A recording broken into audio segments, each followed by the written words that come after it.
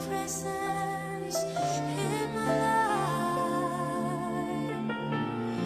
You are all. Mapagpalang gabi sa inyong lahat mga kapatid. Well, today is Wednesday at excited po akong i-share sa inyo ang isang pag-aaral patungkol po sa buhay ni David at sa kanyang katunggaling si Goliath. Ito ang isa sa pinaka naikukwento ng mga magulang sa kanilang mga anak. Naipelikula po ang kasaysayan ng dalawang mandirigmang ito. At sa totoo lamang po dito ako labis na humanga kay David. Sapagkat nung humarap po siya kay Goliath ay batang-bata pa po siya. Walang kasanayan sa pakikidigma. Whereas si Goliath po ay kinikilala na po ng mga Philistines noon na the champion of the Philistines. So, bago po natin ito pag-aralan, tayo pong lahat ay manalangin muna. Tayo pong lahat ay umuko at tayo po ay magbigay galang sa ating Panginoon. Panginoon naming Diyos na buhay at makapangyarihan sa lahat, muli po kaming lumalapit sa iyo at nagpapasako po kami. Kinikilala po namin na kaming lahat ay marupok at mahina at kaming lahat ay nagkakamali. Kaya hayaan niyo po na kami ay humingi ng tawad sa inyo ngayon sa lahat po ng amin pong mga kalikuan, sa lahat ng mga kasalanan nagawa namin, sinabi namin o maging naisip namin.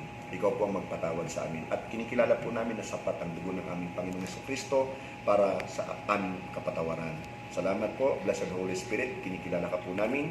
At sa sandali pong ito, ang dalangin po ng aking puso, magpahayag ka po sa amin. Hayaan po matutunan namin ang ilang bagay patungkol sa buhay po ni David na dapat po namin tularan. Ilang bagay patungkol sa buhay ni Goliath na hindi po namin dapat tularan.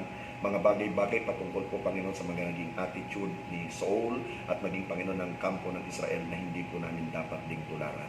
Salamat po, sa iyo po namin ibinabalik ang papuri. Kumilos ka po ng malaya sa aming kalagitnaan, sa aming mga buhay, saan man po naroroon ang aking mga kapatid at maging ang mga nanonood sa video na ito. Ikaw po ang magpala sa kanila sa pangalan ni Jesus. Amen and amen. Thank you, Lord.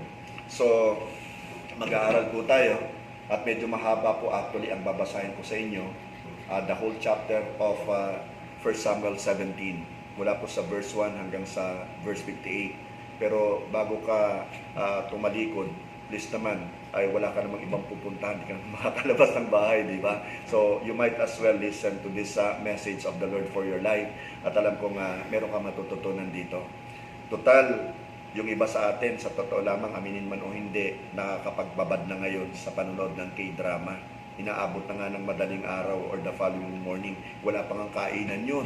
Yung iba naman ay sa panonood ng mga movies, telemarathon sila ngayon o movie marathon sila ngayon. Yung iba naman ay sa pagti-TikTok, di ba? So, mas maganda siguro na maglaan din talaga tayo ng oras sa pakikinig ng salita ng Lord, sa pag-aaral ng kanyang salita, na magbibigay pa sa atin ng lakas ng loob para maharap natin itong mga pagsubok na dumarating sa atin. At mabigat yung pagsubok na ito, sa totoo lamang, worldwide ang scope nito.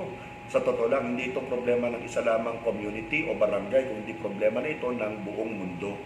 At araw-araw, parami actually yung mga nangangamatay, pinupuksa ng deadly virus na ito na COVID-19. Kaya dapat talaga tayo ay makahugot mula sa salita ng Diyos ng lakas ng loob, ng tapang para harapin ang mga problemang tulad nitong COVID nito. At marami pang problema na darating sa ating mga buhay. So, hayaan yung simulan natin ang ating pag-aaral. Babasahin ko sa inyo yung the whole chapter at sa pagbabasa ko, mag-i-inject ako ng ilang insights na makakatulong sa atin at sa bandang huli ay may pa akong ibang nais na i-share sa inyo. Okay? So, babasahin ko sa inyo ang verse 1. Ulitin ko 1 Samuel chapter 17 verses 1 to 58. Kung may Bible kayo, buksan niyo po. Ito po sa Tagalog. So ganito po ang nasusulat sa verse 1. Tinipon ng mga Filisteo. Ito po yung kalaban ng Israel, mga mortal enemies nila itong mga Philistines nito. Remember si Samson, di ba? Mga Philistines yung mga kalaban niya, di ba? Tinipon ng mga Filisteo ang mga sundalo nila sa Soko na sakop ng Huda. Sandali lang. Tinipon na ng mga kaaway ng Israel yung kanilang mga sundalo saan? Sa isang lugar, Soko, na sakop na ng Huda. So nakapasok na sa kanilang teritoryo. Di ba parang COVID-19 nga, no? Pinasok na ang teritoryo natin, ang Pilipinas, maging ng Batangas. May mga ilan na tayong mga kababayan ang namatay, may mga ilan tayong kababayan, mas marami yung naapektuhan na nito. So pinapasok na ng kaaway ang teritoryo natin na hindi natin dapat pahintulutan. So nagkampo sila sa Ephes Damim sa gitna ng Soko at Azekah. verse 2. Tinipon din ni Saul, yung hari ng Israel, at nagkampo, ang mga Israelita, at nagkampo sila malapit sa lambak ng Ela o yung Valley of Ela. Naghanda sila sa pakikipagdigma laban sa mga Filisteo na dapat lamang. Kapatid, pag nararamdaman mo na pumapasok na sa teritoryo mo, sa pamilya mo, sa negosyo mo, sa pag-aaral mo, ang kaaway, dapat talaga pinaghahandaan mo yan. Dahil kung hindi mo paghahandaan ito, malamang sa malamang, masasakop niya ang tahanan mo, masasakop niya yung negosyo mo, yung pag-aaral mo, and so on and so forth, maging ang ministry na kinabibilangan natin. So, naganda sila sa pakikipagdigma laban sa mga Filisteo. Ang mga Filisteo ay nasa isang burol, at ang mga Israelita naman ay nasa kabilang burol, nasa gitna nila ang lambak. So, just for you to visualize it, parang ganito po. Nasa isang burol o isang hill, yung sundalo ng Filisteo, may lambak dito, nasa kabilang burol naman, yung kampo ng Israel. At sila ay parehong naghahanda, at pag maglalaban sila, sila ay pupunta sa gitna, dun sa lambak. At dun sila magpapatayan. Yan. Ngayon sa verse 4, ang sabi dito, ngayon, may isang mahusay at matapang na mandirigmang tagagat ng pangalan ay Goliath. Sa English, ang tawag po sa kanya, the champion of the Philistines. Why? Kasi wala pong tumalo sa kanya, kapatid. Lumabas siya sa kampo ng mga Filisteo at lumapit sa kampo ng mga Israelita. Lakas ng loob, ano ha? May siyang natalampakan ng kanyang taas, kaya naman pala. Sa pagkalaki pala nito, actually isa po siyang higante. At sa iba pong mga versions, lalo sa English, masasabi po ito na siya po ay mga 9 feet and 9 inches tall. Napakalaki, kapatid kaibigan. Samantalang si Yao Ming, di ba, 7'6" lang yan eh. So di hamak na mas mataas siya. Pagsuot niya pa yung kanyang ika nga ay sandalyas at saka yung kanyang helmet, di lumalabas, mas mataas pa siya sa 11 feet. So talagang masisindak yung kalaban niya.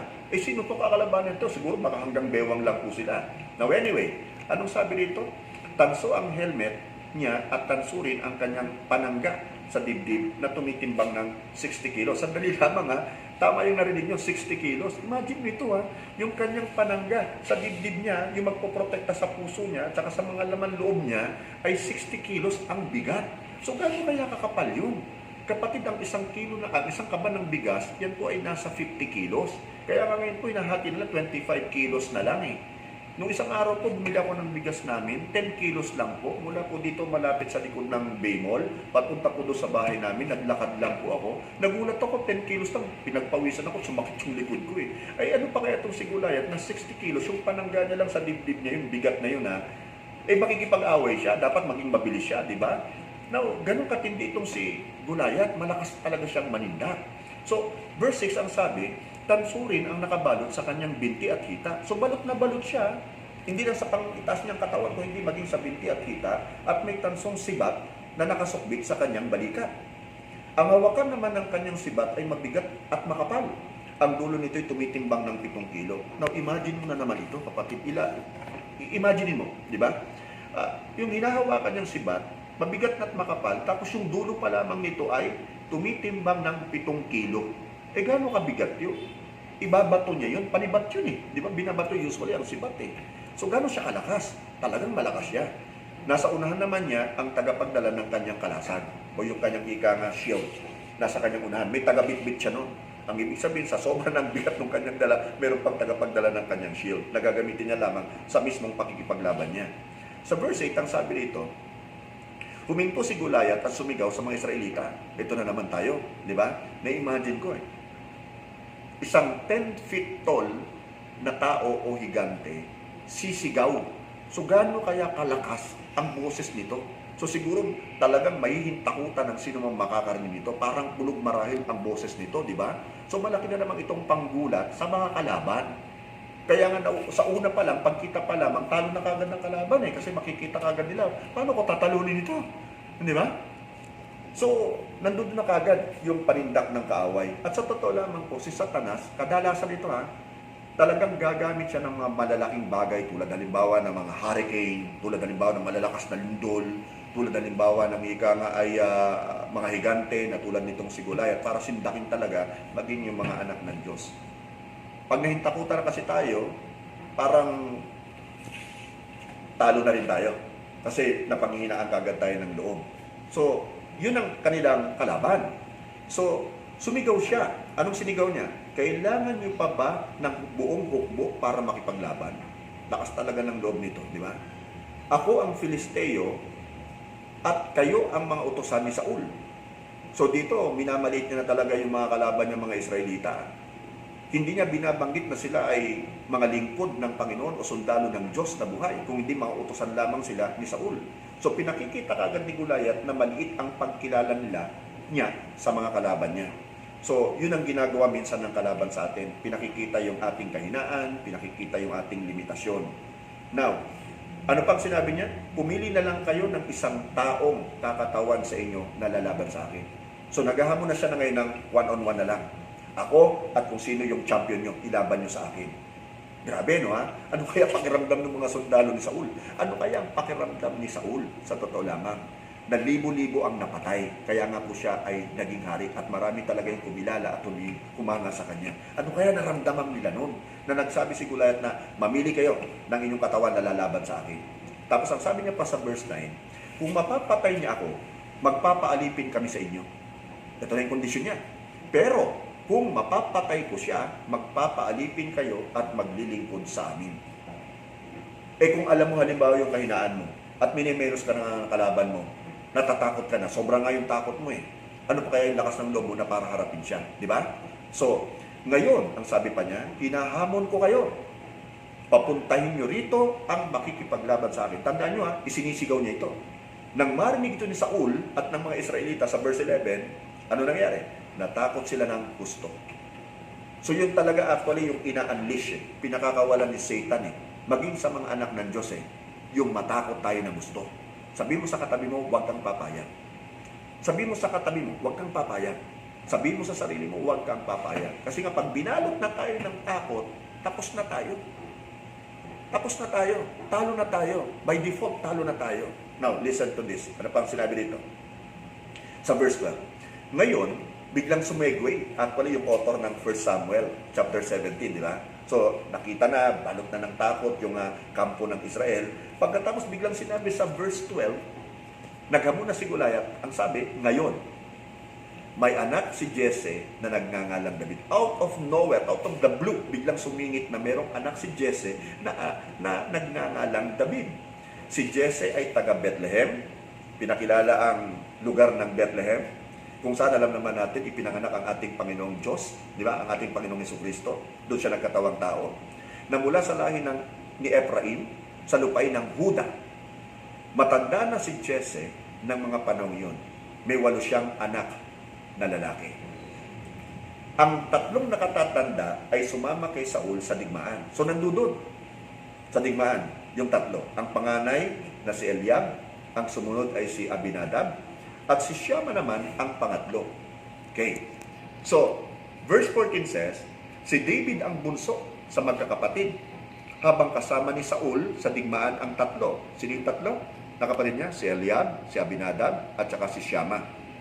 Si David ay nagpapabalik-balik sa paglilingkod kay Saul at sa pagpapastol ng mga tupa ng kanyang ama sa Bethlehem. So, dalawa pala yung trabaho ni David nito. No? Una, yung naghahatid siya lagi ng pagkain sa kanyang mga kapatid, sa paglilingkod na rin yung sa hari. At yung pangalawa naman ay nagpapastol siya ng mga alagang tupa ng kanyang tatay. Di ba, no? Tinuturuan tayo ng Diyos sa mga maliliit na bagay, na pag magpagkakatiwalaan tayo sa maliit na bagay, at alam niya mapagkakatiwalaan tayo sa mas malaking mga bagay. So, tsakin po natin to sa ating mga sarili. Kung tayo pinapagkakatiwalaan ng sino mang tao sa maliit, gawin natin ang ating magagawa para pagbutihin yon. Kasi darating ang time, ipopromote ka talaga. And always remember this, that promotion does not come from the east nor the west. Promotion comes only from the Lord. So, meaning to say, si Lord talaga yung nagpo-promote sa atin. Kaya lang talaga ipakita natin that we are worth it. Di ba? So, kung ikaw man ay nagtatrabaho, ipakita mo na karapat dapat kang ma-promote. Kung ikaw man nag-aaral, pakita mo na dapat kang ma-accelerate sa grade 5, grade 6, o di ba? Kung ikaw ay college sa first year, second year, and so on and so forth. Di ba? Now listen to this. So, sa verse 16 ang sabi, sa loob ng 40 araw, ilang araw? 40, kapatid. Sa loob ng 40 araw, paulit-ulit na hinahamon ni Goliath ang mga Israelita. Pakinggan mo ito, araw at gabi. 40 days hinahamon ni Goliath yung mga Israelita araw at gabi. So twice a day. Meaning, in 40 days, 80 times niyang hinahamon ang Israel. Dito ako labis na nagulat, sa totoo lamang. Araw-araw, naghahanda sila na makikipaglaban, sumisigaw sila, pero pag dumating si Goliath, nagtataka-karipasan na sila ng takbo, balot na sila ng takot. So walang nangyayari, di ba? 80 times silang hinahamon ng kaaway. Kapatid, ilang beses ka nang hinahamon ni Satanas? Mag-give up ka na, wala ka na, talo ka na. Huwag kang papayag, dapat harapin mo siya at tanggapin mo yung hamon niya. Total, he cannot defeat you. Ang sabi ng Bible, the gates of hell cannot prevail against you. Di ba? So wala siyang magagawa sa iyo. And time will come. Remember yung Romans chapter 16 verse 20? Di ba? Darating ang araw that the God of peace shall soon crush Satan under your feet.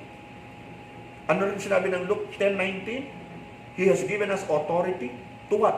To trample upon snakes and scorpions. Ito yung mga demonic, di ba? Trample upon snakes and scorpions and what? Overcome the works of the devil, di ba? And nothing shall harm you. Sabi mo sa katabi mo, nothing shall harm you. Sabihin mo talaga na may conviction sa puso mo, nothing shall harm me. The devil cannot touch you unless you allow him to touch you, kapatid. Pag pumasok na yung spirit of fear, now you seem to be defeated. Wala ka na ng lakas ng loob. Naalala niyo sinabi ko nung last Sunday, kapatid, that God has not given us a spirit of fear. So fear is a spirit.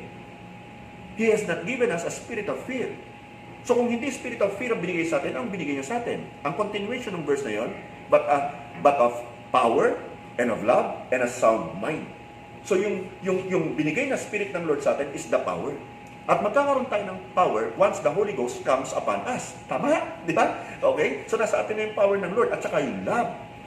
Makikita natin na nagmamahalan na tayo na minamahal mo na talaga yung kapwa mo, ayaw mo silang maawa sa COVID na yan, yung mga tipong gano'n, di ba? Iniingatan mo yung kanilang kalusugan at maging yung kalusugan mo because you love yourself as well. At saka yung sound mind. So pag may fear ka kasi, wala ka sa sound mind, wala ka sa katinuan kung ano-anong naiisip mo na mali, na hindi makakatulong sa situation mo, makakapagpasama pa nga eh. So tatandaan natin yon, kapatid. So, 80 times silang hinahamon ni Goliath for 40 days, ha? So, matatapang sila, di ba? Tinatalo nila mga kalaban nila, tama? Lagi sila nagtatagumpay sa mga labanan, tama? Pakikinigma, di ba? Pero how come dito, 80 times sila in 40 days na hinahamon ni Goliath, pero wala isa man sa kanila, maging si Saul na kanilang hari, ang humarap?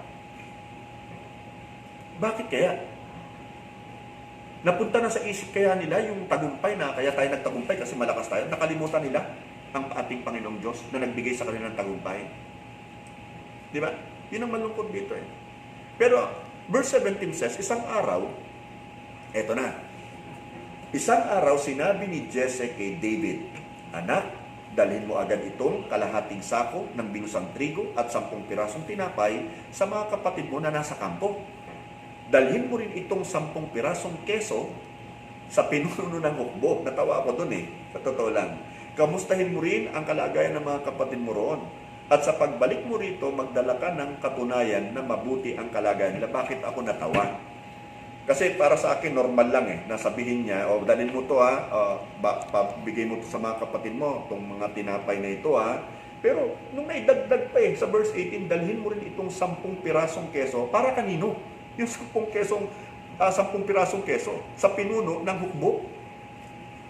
So, ba't ako natawa?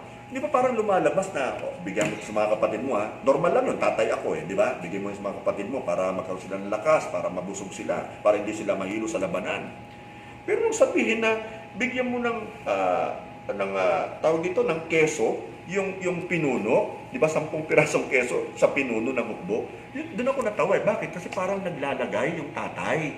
Siyempre nga naman, kapag binibigyan niya ng regalo yung pinuno, hawak nito yung kanyang 3 anak, natural, iingatan din ng pinuno yung mga anak, ilalagay sa likod yan ng labanan at hindi sa harapan. Tandaan nyo, banatan noon, ang labanan noon talagang harapan eh, di ba? Saksakan, harapan, kung sino nasa frontline, patay yun.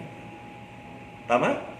So, iningatan niya rin, kasi pag namatay yung tigil na yung rasyon sa kanya na 10 piraso ng keso. Di ba? Noon pa lang talaga grabe na, no? Yung mga lagayan system.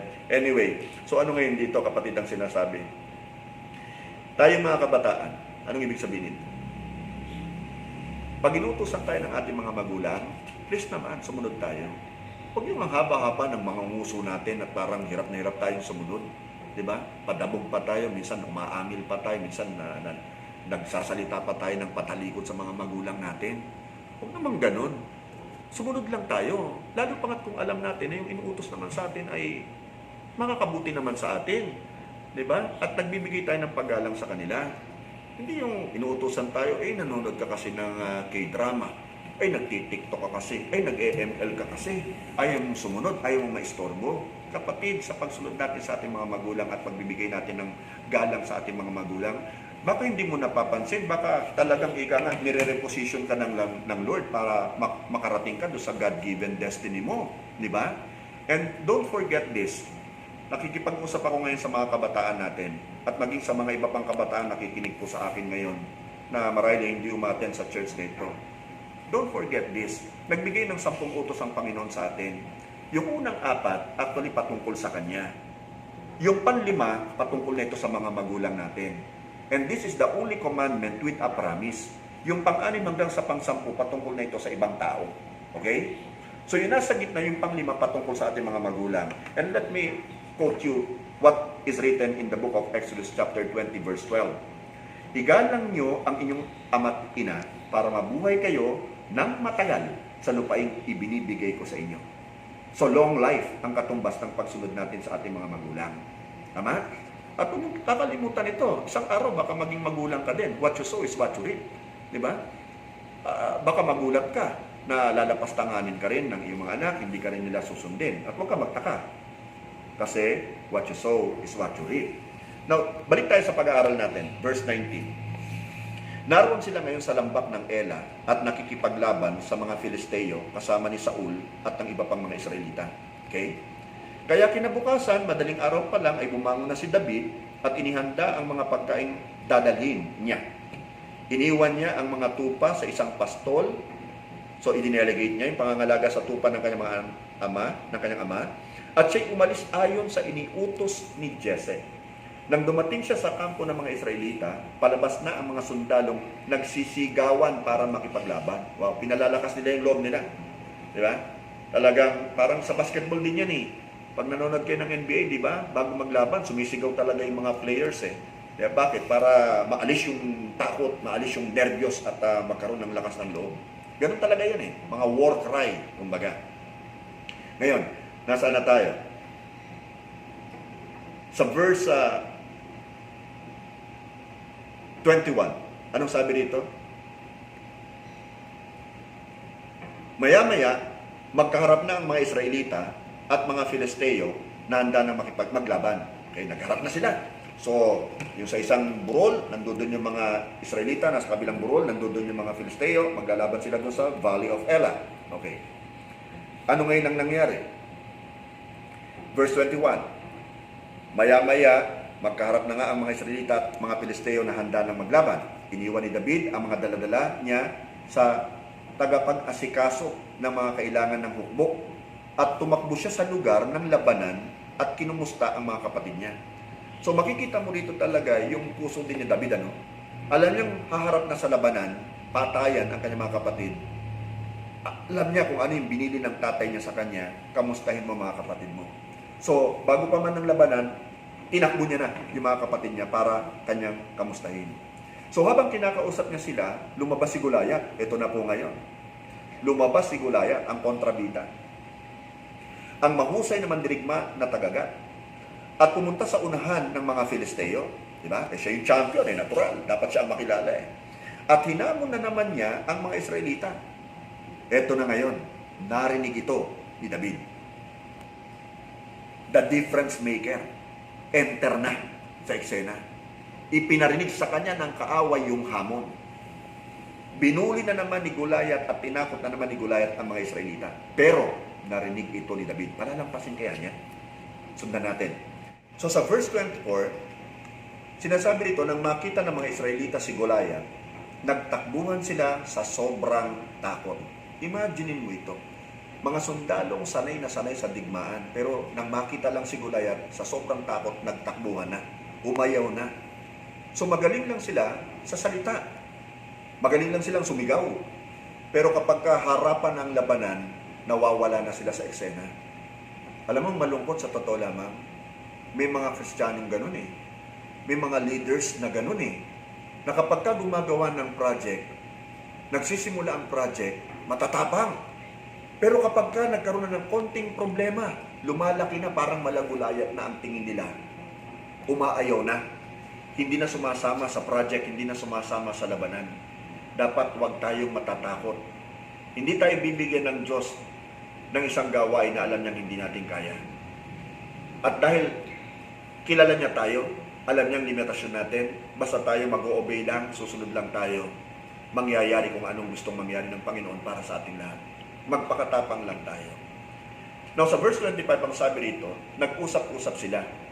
Nakita ba ninyo ang lalaking iyon na sumusugod para hamunin ang Israel?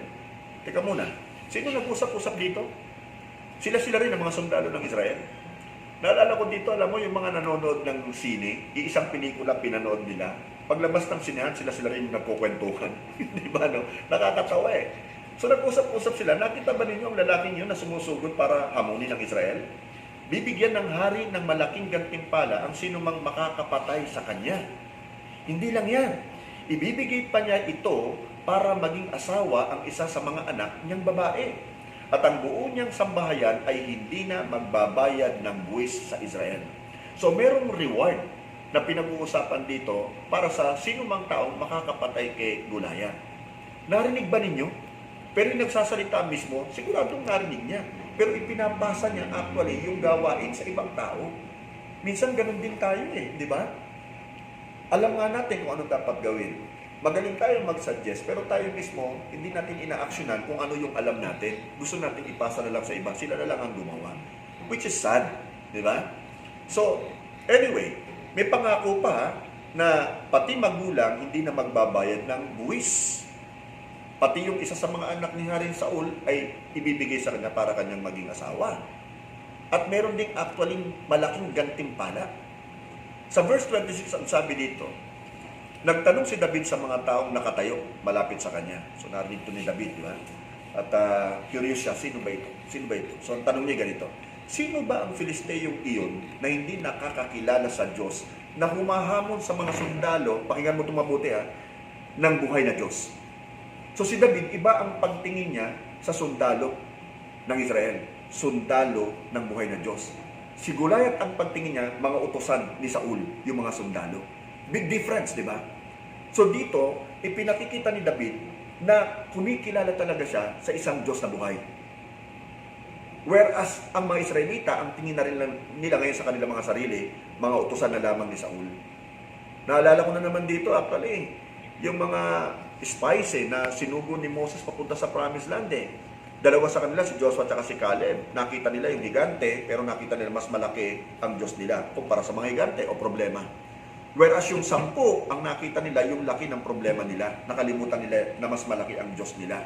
Mas makapangyarihan ang Diyos nila. So may pagkakahawig ang attitude nila. Di ba? Now, anong sabi pa rito ni David? Ano ba ang matatanggap ng taong makakapatay sa kanya para matigil na ang panghihiya niya sa Israel? So dito talaga makikita natin yung puso niya. Ayaw niya mapahiya yung bayan niya Kung paano ayaw niya mapahiya ang Diyos niya, ayaw niya rin mapahiya yung bayan niya. At ang sabi niya, sino ba ang Filisteyong iyon na hindi nakakilala sa Diyos? Sa wikang Ingles, ang sinabi, who is this uncircumcised Philistine? Nung ginamit ni David yung salitang uncircumcised Philistine, doon pinapaalam ni David sa mga Israelita na wala sa tipan, wala sa covenant. Ang mga Philistines, kasama na si Goliath, wala sila sa pangako ng Diyos. Na ang pangako ng Diyos ay na sa Israel. So, yun ay pinamumukha ni David sa mga Israelita. Who is this uncircumcised Philistines? Sapagkat ang mga Israel, siyempre, ipinakita nila yung covenant ng Lord sa kanila, yung pangako ng Lord sa pamamagitan ng circumcision. Di ba? So, ano pa ang sumunod na nangyari dito? Sumagot ang mga tao sa verse 27, tulad ng narinig mo, yun na ang gantimpala sa makakapatay kay Goliath. Verse 28, nang marinig ito ni Eliab, ang nakatatandang kapatid ni David, na nakikipag-usap si David sa mga tao, nagalit siya. Wow naman, imagine mo ito Nagalit yung nakatatandang kapatid. Sinabi niya kay David, bakit ka pumunta rito? Sino ang pinagbantay mo sa iilang tupa natin doon sa ilang? Akala mo kung sino ka? Alam ko kung gaano ka kayabang. Pumunta ka lang dito para manood ng labanan. Kita mo na? Inuusing niya na si David, yung kanyang kapatid. Ipinahihiya niya sa maraming tao. At sinasabi niyang napakayabang mo. Dapat hindi mo iniwanan yung kakaunting tupang alagain mo. Di ba? So makikita mo rito talagang minemenos ng kanyang kapatid ang kanyang nakababatang kapatid. Nakakalungkot isipin sapagkat dumarating talaga sa buhay natin yung inaakala mong susuporta sa'yo para makamit mo yung pangarap mo, yung destiny mo, yung mga mahal mo sa buhay, yung mga kapatid mo, magulang mo. Di ba? Pero sila pa yung dumidiscourage sa'yo eh. Di ba ganito rin yung nangyari kay Joseph before? Tama? Di ba? Ano tingin mo sa sarili mo? Na kami magkakapatid, kami 11, kami ay magpapatira pa sa iyo, kami ay yuyukod sa iyo, ganun din ang tatay natin, tsaka nanay natin. Ano ka? Di ba? Kaya nagalit sila kay Joseph nung araw na yun eh. So ganito rin yung nararanasan ni David. So, sinabi ni David ngayon sa kanya, ano bang ginawa ko? Nagtatanong lang ako Di ba? So, oo nga naman. So, pinakikita lang talaga rito ni Eliab yung kanyang karuwagan. Di ba? Nakikita niya rito, ngayon anong sabi rito? Tinalikuran niya si Eliab at nagtanong sa iba pang linawin ang mga nalalaman niya kanina at ganoon din ang sagot na natanggap niya. Kita mo ito ganito rin ang dapat natin gawin eh. Kapag kami nagsasabi sa atin, may gusto tayong proyektong gawin, meron tayong gustong i-actually isakatuparan, di ba? At may nagsasabi sa atin na, ay hindi mo magagawa yan, ay hindi mo kaya yan, ay kilala kita, ang yabang mo naman, di ba? Anong dapat mong gawin? Talikuran mo lang. Talikuran mo lang. Huwag ka na lang umimik. Basta talikuran mo lang ng mahinahon, pinapaalam mo sa kanya na ang isip ko ay iba sa isip mo. Ang mindset ko iba sa mindset mo. Ang perception ko iba sa perception mo. Ngayon, anong sabi dito, kapatid? Nakarating kay Saul. Sa verse 30 muna tayo. Tinalikuran niya si Eliab at nagtanong sa iba para linawin ang mga nalalaman niya o nalaman niya kanina at ganun din ang sagot na natanggap niya. So the same answer ang na-receive niya. Ibang-iba yung sa kapatid niya. Verse 31 says, nakarating kay Saul ang mga sinabi ni David. Wow, nakarating na sa hari So siguro nagulong-bulungan na. Merong isang bata rito. Nakala mo kung sino. Ang tapang. Anong ginawa ngayon ni Saul? Ipinatawag niya ito. Pagdating ni David, sinabi niya kay Saul, wala po ni isa man sa atin ang dapat na panghinaan ng loob dahil lang sa Filisteyong iyon. See, what a difference maker David was then. Siya yung naging catalyst Ako na po ang inyong lingkod, na inyong lingkod ang makikipaglaban sa kanya. Ipinresent niya na yung kanyang sarili. Nag-initiate na siya. For you to become a leader, you must be an initiator. Kapatid, hindi ka reactor laang. Di ba? Tayo mga Christian, dapat lahat tayo initiator tayo. Okay. Now, ano pang sabi dito? Ako na po na inyong lingkod ang makikipaglaban sa kanya. Sumagot si Saul. Pakinggan natin ang sagot ng hari. Hindi mo kaya makipaglaban sa kanya. Bata ka pa. Habang siya'y mandirigma na mula pa sa kanyang pagkabata. Minimenos din ni Haring Saul Si David, di ba? Na nagpipresenta na siya ang lalaban kay Goliath. Pero pakinggan natin yung reaction ni David, ang kanyang sagot. Verse 34. Pero sumagot si David, matagal na po akong nagbabantay sa mga tupa ng aking ama. So may experience na siya. Kung may leon o oso na tatangay sa mga tupa, mababangis na hayop ito tinutubis ko po ito at binubugbog at kinukuha ang tupa. Kung lalaban ito, hinuhuli ko ito sa leeg. Wow! At hinahampas hanggang sa mamatay. Ganon katapang si David. Ganon kabuo ang loob ni David. Sa kaya siya umuhugot ng lakas ng loob? Sa kanyang sariling lakas? Makikita natin mamaya. Ang sabi niya ay ganito, nagawa ko po ito sa mga leon at oso, at gagawin ko rin ito sa Filisteyong iyon na hindi nakakakilala, ito na sagot sa Diyos, dahil hinahamon po niya ang mga sundalo ng Diyos na buhay. See what a difference he had? Di ba? Ang attitude niya. Kasi alam niya, ang nagbigay sa kanya ng tagumpay, nung harapin niya yung oso at saka yung leon, ang Diyos. At ganoon din siya ka-confident na pag hinarap niya si Goliath, si Lord din ang magbibigay sa kanya kay Goliath. Ibang-iba ang pananaw niya kumpara sa lahat ng kampo ng Israel. Now, ang Panginoon na nagligtas sa akin sa mga leon at oso, ang siya ring magliligtas sa akin sa kamay ng Filisteyong iyon. Sinabi ni Saul kay David, Sige, lumakad ka na. Patnubayan ka sana ng Diyos. Yun na lang ang kayang magawa ni Saul. Di ba? To give the blessing to David. Sige. Kasi alam niya, siya mismo, hindi niya kaya. Nawala na sa kanilang isipan ang Diyos na nagbigay ng katakot-takot at napakaraming tagumpay sa kanila. Nakakalungkot. Verse 38 says, ibinigay niya at ipinasuot kay David ang mga kasuotan niyang pandigma. Imagine mo to, yung hari, may pandigma siyang kasuotan, ibinigay niya kay David. Pinasuot niya ang tansong helmet at panangga sa dibdib. Pagkatapos isinukbit ni David ang espada ni Saul at sinubukang lumakad. Ngunit dahil hindi pa siya sanay na gumamit ng mga ito, sinabi niya kay Saul, hindi po ako makikipaglaban na suot ang mga ito. Hindi po ako sanay. Kaya hinubad niya ang lahat ng ito. Hindi kaya makipaglaban ni Saul ng personal. Yung gamit niyang panglaban, binigay niya kay David, pati yung kanyang espada. Imagine si Saul napakatangkad. Si David ay batang-bata pa, teenager. So, malamang nung suot niya, yung mga kasuotan ni Saul, malamang maluwag sa kanya yon, sumasayad sa, mas malaki sa kanya, maaaring sumasayad sa lupa, lalo na yung espada, di ba? At maging yung helmet, maaaring maluwag yun sa kanya, dahil batang-bata pa siya, imaginein mo yun Kaya anong ginawa niya, bilang paggagalang na lang sa hari, sinuot niya, pinagbigyan niya, nilakad niya, pero hindi naman kasi sa kanya. Parang ginagawa natin pag bibili tayong sapatos, di ba? Dalas pag bibili si Cecil ng sapatos, sabihin ko, Mama, ilakad mo. Diba? Para malaman niya kung komportable siya sa pagsuot ng sapatos na yun. Kasi baka mamaya hindi mo ilalakad, pag binili mo na, tapos ilalakad mo na, masikip pala, o hindi ka pala komportable. Ganon din, di ba, kapag bibili tayo ng damit, pantalon o kaya t-shirt, kailangan suotin natin para malaman natin kung komportable tayong isuotin yon. Baka hindi kasya sa atin, malaki o maliit sa atin. So, ganon din ito. So, ano na nangyari? Pagdating sa verse 40, pagkatapos kinuha niya ang kanyang tungkod, ni David, shepherd siya, pumulot ng 5 makikinis na bato sa sapa at inilagay sa balat na lalagyan. Dala-dala ang kanyang tirador, lumapit siya kay Goliath. Ito na po. Lumalapit na yung difference maker.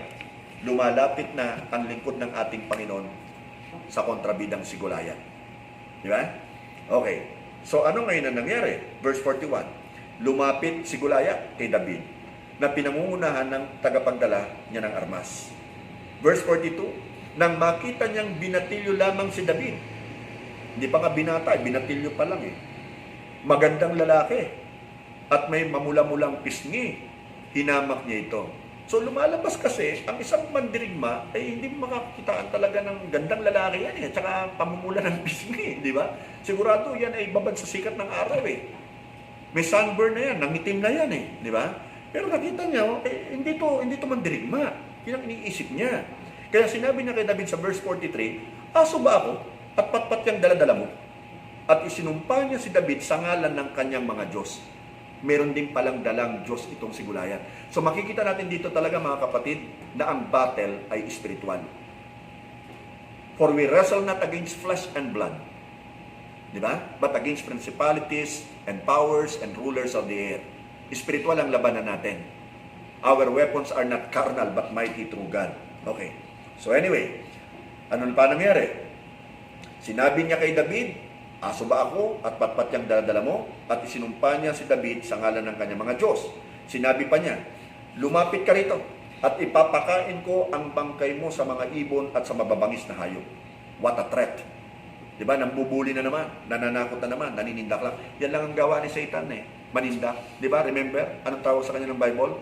Satan is like a roaring lion waiting for someone to devour. Roaring lion, mahilig lang talagang ganyan si Satan di ba? Tatakutin ka. At pag nakita niya, tatakot ka, sasagpangin ka niyan. Verse 45, sumagot si David. Ang ganda nito. Pakinggan niyo mabuti Ang tapang. Narinig din ito ng kampo ng Israel. At alam ko, nakikinig din dito si Saul at lahat ng mga kalaban nilang mga Filisteo. Sumagot si David, makikipaglaban ka sa akin na ang dalay espada, sibat at punyal, pero lalabanan kita sa pangalan ng Panginoong makapangyarihan, ang Diyos ng hukbo ng Israel na iyong hinahamon. So tingnan mo yung taglay na sandata ni David. Pangalan ng kanyang Diyos. At dapat yun din ang taglay nating sandata sa pagharap sa matinding salot na ito ng COVID-19. Yung salot na po pwedeng actually magdulot ng gutom sa maraming tao. Dahil wala na nakakapagtrabaho ngayon. Remember? Lahat tayo nasa bahay na lang. Tama? Wala ka ng source of income. Maring may natatabi pa ngayon, pero darating araw, mauubos yan. Kung ito'y tatagal pa dahil sa maraming pasaway na pagala-gala sa lansangan. Kaya please, iwasan natin talaga kung wala tayong gagawing matino sa labas, iwasan natin ang paglabas. So, anong sabi niya? Ni David, sa araw na ito, ibibigay ka sa akin ng Panginoon. Sino magbibigay sa kanya? Diyos pa rin na magbibigay sa kanya kay Goliath. At sa bawat battle natin, tandaan mo itong mabuti kapatid, tanging Diyos lang ang magbibigay sa atin ng tagumpay. Remember His name? Jehovah Nissi. Jehovah Nissi meaning He is our banner. He is our victory. He is our success. Jehovah Nissi. So sa araw na ito, bibigay ka sa akin ng Panginoon. Papatayin at pupugutan kita ng ulo. Akala ni Goliath, nasindak niya si David. Pero mas matindi pala ang balak ni David sa kanya. Anong sabi niya? Papatayin at pupugutan kita ng ulo. At ibinalik niya yung sinabi ni Goliath, ngayong araw din ito, ang mga bangkay na mga kasama mong Filisteo ay papakain ko sa mga ibon at mababangis na hayop. At malalaman ng buong mundo na may Diyos ang Israel. Kapatid, hindi lamang niya pupugutan at papatayin si Goliath, pati yung mga kasamahan ni Goliath, nilahat niya, papatayin niya, papakain niya sa ibon at mababangis ng hayop ang kanilang mga bangkay. No mercy to the enemy. Yun ang mindset ni David. At dapat ganun din tayo.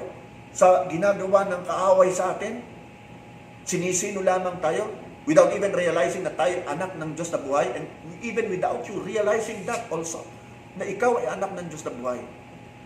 At dapat ipakita natin sa kalaban natin yung tapang natin na nagmumula sa ating Panginoon. Kapatid. Nakita ng mga Israelita ang laki ni Goliath at ang dami ng kanilang mga kaaway. Pero iba si David.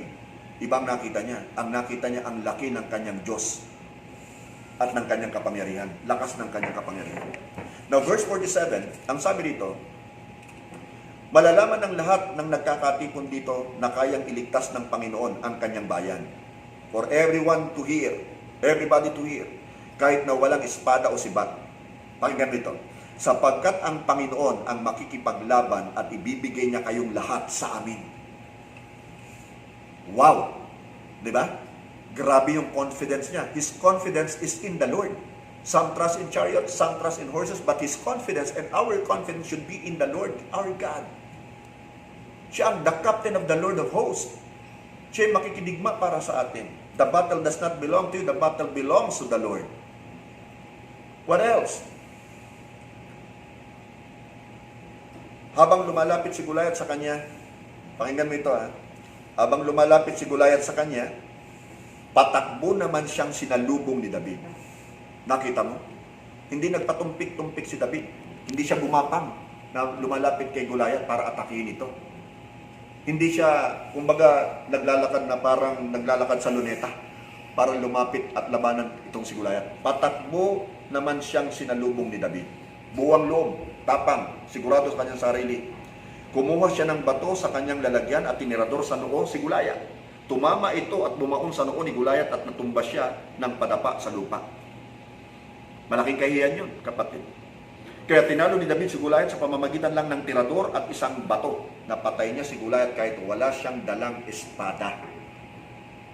You see? Kapag taglay natin ang pangalan ng ating Panginoon sa anumang pakikibakang kakaharapin natin, kayang gawin ng Panginoon ang hindi kayang gawin ng 1,000 tao. Tumakbo siya papunta kay Goliath. Matapos itong bumagsak padapa, kinuha ang espada nito at pinugutan ito ng ulo katulad ng sinabi niya kay Goliath. Pero tandaan natin, nung bumagsak si Goliath, sa pamamagitan ng isang bato lamang na bumaon sa kanyang noo, sa kanyang sentido, bumagsak siya, patay na siya, no? Pero no mercy talaga itong si David. Sapagkat ang ginawa niya, kinuha ang espada nito, siguradong napakahaba nito, at pinugutan ito ng ulo. Nang makita ng mga Filisteo na patay na ang mahusay nilang mandirigma, nagtakbuhan sila papalayo. Go after Satan. Don't go after yung mga maliliit lamang niya mga alipores, yung mga duwende, mga tikbalang, mga kapre, maligno, white lady, di ba? Don't go after this. Go after their leader. Naalala ko yung mga pinapanood kong mga cowboy movies, western movies nung araw. Para ang mga Indian, tatapang yan di ba? Pero ang ginagawa ng mga cowboys, ang kanilang pinupunteriya yung pinuno, yung chief. Kapag ka napatay nila yung chief, karipasan ng takbo yung mga Indian. Ganon din actually si Satan. Kapag ka nakita ng mga kakampi niya na talagang tinatalo mo si Satan sa pamamagitan ng pananalangin, pag-aayuno, di ba? Magpupulasan ng takbo palayo sa iyo, palayo sa pamilya mo, palayo sa negosyo mo, palayo sa pag-aaral mo, palayo sa ministry ito, ang kaaway. Go after the chief, si Satan. Or go after yung prince, yung principality. Go after yung sa matataas ang ranggo. Sumugod ang mga sundalo ng Israel. Lumakas na ang loob nila, tumapang na sila. At Huda na sumisigaw. At tinabol nila mga Filisteo hanggang sa Gat at Ekron. Nabaliktad na, na-turn na yung tide.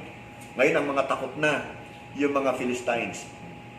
Nagkalat ang mga bangkay ng mga Filisteo sa daan ng Shaarim hanggang sa Gat at Ekron. Pagkatapos nilang habulin ng mga Filisteo, nagsibalik sila at sinamsam ang mga naiwan sa kampo ng mga Filisteo. Yung mga kayamanan nila, yung mga ginto at pilak na naroon sa kampo, kinulimbat nila yon. Meron akong naalala na isang pag-aaral. In the spirit realm, actually nung mga nakikipaglaban, yung mga sundalo ng Israel, tuwing sila yung mananalo, pinaplunder nila yung kalaban nila. Kinukuha nila yung mahalagang gamit doon, yung mga gold and silver, at kung ano yung mapapakinabang nila, pinaplunder nila.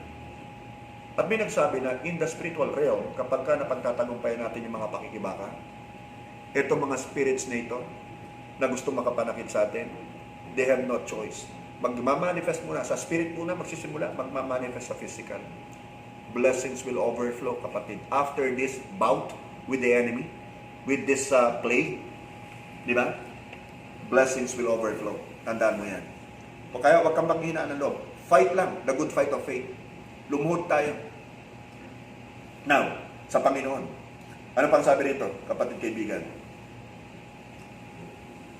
Pagkatapos nilang habulin ng mga Filisteo, nagsibalik sila at sinamsam ang mga naiwan sa kampo ng mga Filisteo.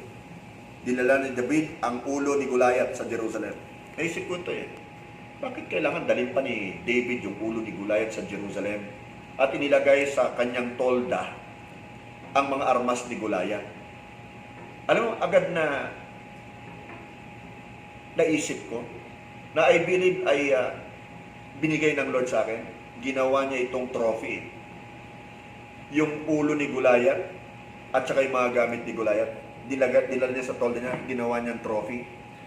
Para just in case meron pa siyang mga pagsubok, mga problemang pagdaraanan, digmaang haharapin, titingnan niya yung trophy niya, napatay niya si Goliath, the champion of the Philistines, at nakakahugot siya ng lakas ng loob doon, nag-i-encourage sa kanya yon. Di ba? Kaya mapapansin mo rin ikaw, di ba?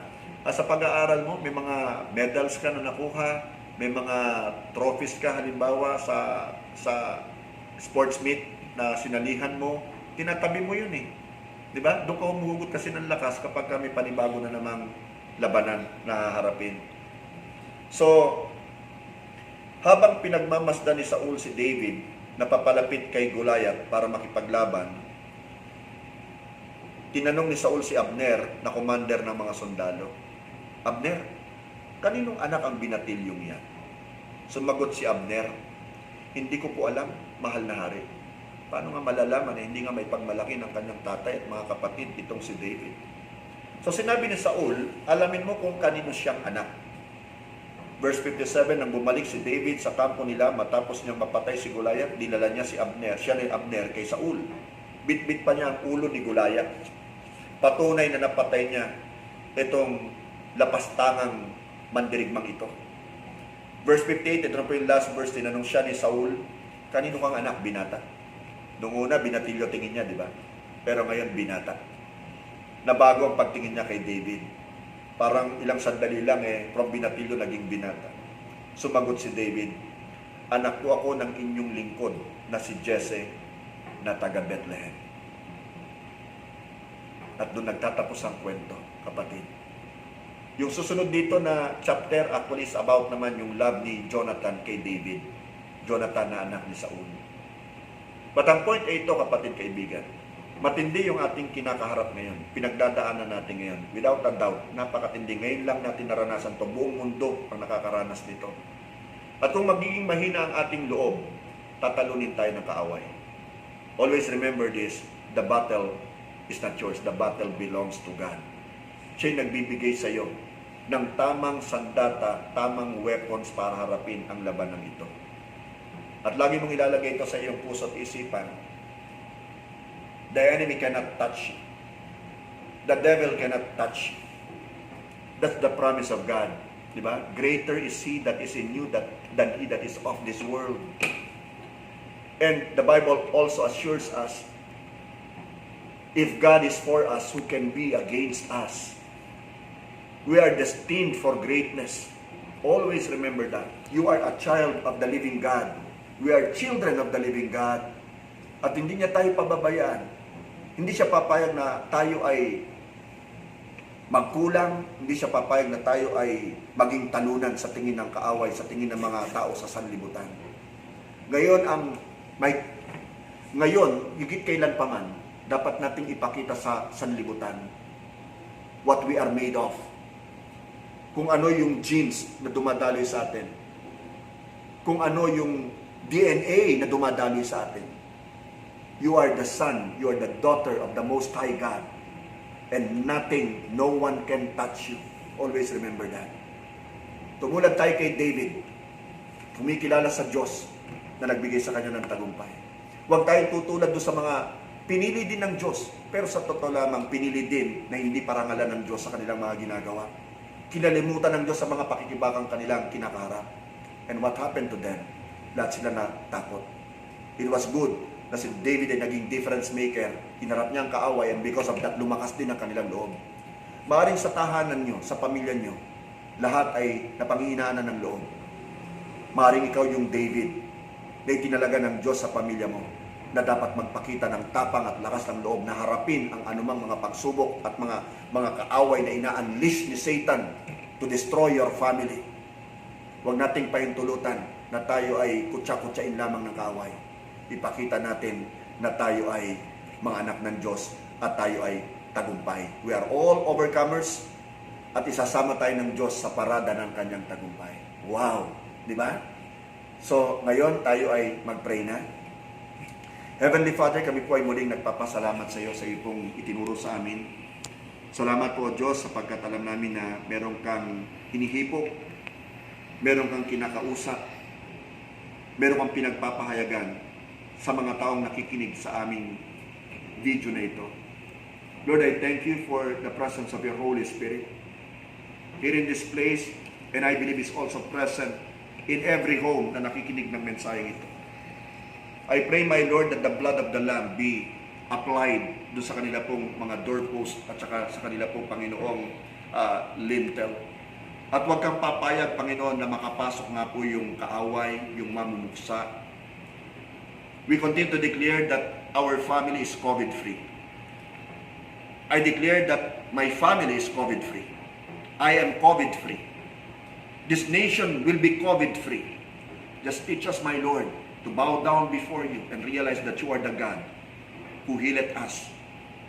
You are the God who is all-powerful and all-knowing. You know what is best for us, my Lord. And this is the time that we ought to humble ourselves before you, to acknowledge you as our Lord and personal Savior, that you are our protector. Just like the way you did to David, my Lord, you protected him from the clutches of the giant Goliath. Salamat, Panginoon, sapagkat we are assured of victory because you are our Jehovah Nissi. Dinideclare ko na wala isa man sa nakikinig sa video na ito, nanonood ng video na ito, ang dadapuan ng COVID-19. No way. Not a chance. Hindi kami pumapayag. We declare war against COVID-19. And we continue to declare that you are a defeated foe, that your power is now powerless, that you are now powerless in the name of Jesus. Wala kang kapangyarihan laban sa amin. And Lord, I pray na gamitin mo po ang panahon na ito para makapag-reflect po ang yung mga anak. Na maging serious po kami, Panginoon, sa pagkakatawag mo sa amin. Na maging aral sa amin at maging eye-opener sa amin, Panginoon, ang pangyayaring ito. Na sa isang iglap, pwedeng mabago yung situation namin, ang situation ng mundong ito. Na dapat sa iyo lamang po kami aasa. Sa iyo lamang kami tatawag, Panginoon, sapagkat ikaw ang Diyos at wala na pong iba. Maraming salamat po, Ama. Continue to pour out your bountiful blessings, O God, upon these people who are hearing your word right now. Bless them, protect them mightily, my Lord. This we pray in Jesus' name. Amen. And before I forget, kung ikaw na nakikinig ngayon ay wala pang relationship kay Lord, this is your time, this is your moment. Tanggapin mo siya sa iyong puso bilang Panginoon at tagapagligtas. Aminin mo munang ikaw ay makasalanan. Nobody can save you except Jesus, the Lamb of God who takes away all the sins of the world. And you will be equipped with His Holy Spirit upon your acceptance of Him as Lord and personal Savior of your life. Tanggapin mo siya. Tulungan kita, kapatid. Sino ka man, don't think about your past. Think about your future. Ang future mo na kay Lord. Ang present mo na kay Lord. Your past is your past. Tulungan kita sa isang maikling panalangin, ha? Pero please be sure na ito ay galing sa puso mo. As you repeat after me. Sabihin mo ito, Panginoong Jesus, ako po iyong patawarin sapagkat ako'y makasalanan. Kailangan kita sa aking puso. Ikaw ang maghari. Tinatanggap kita ngayon bilang aking Panginoon at tagapagligtas ng aking buhay. Maraming salamat po sa kaligtasan, sa kapatawaran ng aking mga kasalanan, at maging sa karapatan na ako'y tawaging anak ng Diyos. Pinupuri kita at sinasamba sa pangalan ni Jesus. Amen. So maraming salamat po muli sa inyo, mga kapatid. And I really hope to see you again this coming Sunday sa ating pong pag-aaral. And continue to pray for each one of us. Pag-pray po natin ng bawat isa sa atin. Kailangan natin ng prayer ng bawat isa. Mag-cover po tayo sa prayer. Okay? Mag-ingat po tayo. Alam kong iingatan tayo ng Lord, pero kailangan mo rin mag-ingat, ha? Okay, huwag tayo maging pasaway. Thank you so much again. Goodbye and God bless you. Praise God. When you believe, reach out your hand, touch His presence.